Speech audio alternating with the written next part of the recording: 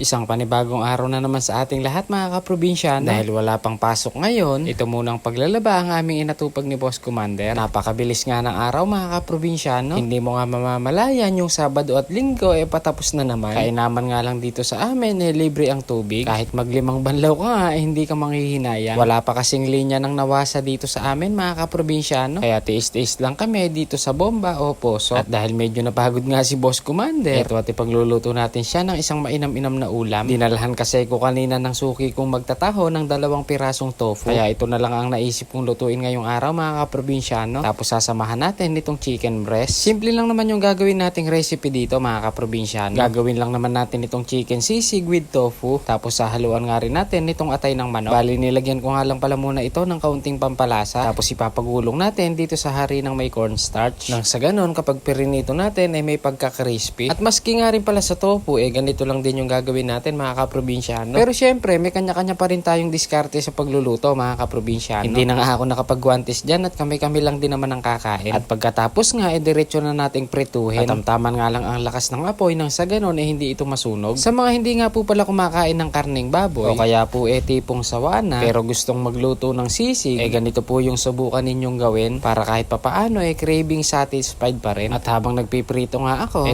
tumulong na nga si Boss Commander maghiwa ng mga gagamitin nating recados. Nagugutom na raw kasi siya kaya ayun na tinulungan na tayo. Hindi na daw kasi siya makapaghintay kung ano ang magiging lasa nitong ating lulutuing ulam. Binibiro ko pa nga si Boss Commander. Tatagay kami kako mamaya para mawala ang kanyang pagod. Tagalawa kami kakong sanmig goods na. Tapos ito nga yung aming magiging pulutan mga kaprobinsyano. Ewan ko na laang kung hindi pa ganahan. At pagkapirito nga natin mga kaprobinsyano diretso ko na ring tinadtad. Tulad nga lang din ang ginagawa natin sa pork sisig. Ganyang pagka-chop-chop nga napaka-goods na. Tipong hindi naman masyadong pino mga kaprobinsyano. Tipong kapag hinalo natin mamaya hindi masyadong maduro. Pero pagdating dito sa atay ng manok kailangan talaga natin itong pinuhin. Ito kasi yung lalong magpapasarap sa ating sisig. Pero kung wala naman po kayong available na atay pwede naman po yung liver spread. At nung matadad na nga natin lahat mga kaprobinsyano ito at pagsasama-samahin lang natin lahat ng mga recados katulad nitong sibuyas, sili, pamintang duro, kaunting magic at asin, liquid seasoning, toyo at kalamansi. Yung mga recados nga lang na ito mga kaprobinsyano sapat na para mapasarap natin itong chicken sisig. At kung mahilig ka nga sa mayonnaise mga kaprobinsyano pwede mo rin itong lagyan. Solid din talaga ang kalalabasan ng lasa. At dahil na-mix na nga natin ng mabuti tara tikman muna natin. Tikman natin mga kaprobinsyano ito nga chicken sisig with tokwa.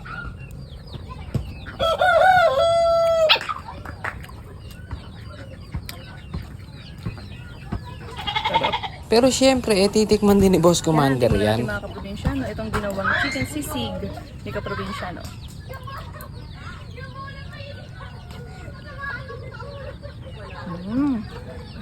Masarap na hapunan na naman to mga kaprobinsyano.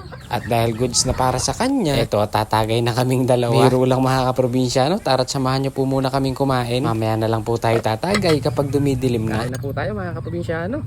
Uy, chicken sisig with tofu. Ay, sarap pulutan nito mga kaprobinsyano.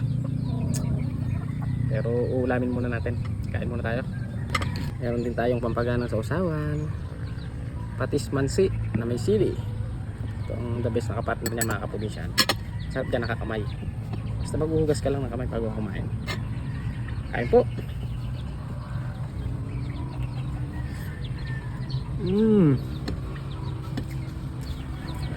Mukhang masasagad ang kain nito Solid.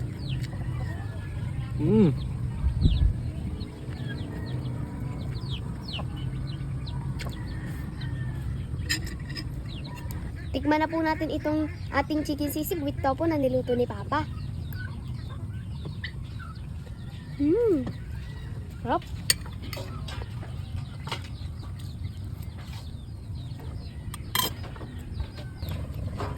Yan, tikman na natin mga kaprobinsyano. Itong chicken sisig ni kaprobinsyano.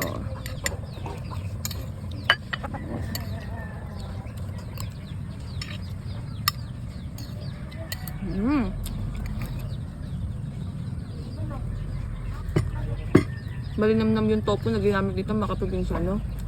Tapos saktong-sakto yung pagka-crispy ng mga karne. Mukhang masasagod na naman tayo nito mga kaprobinsyano.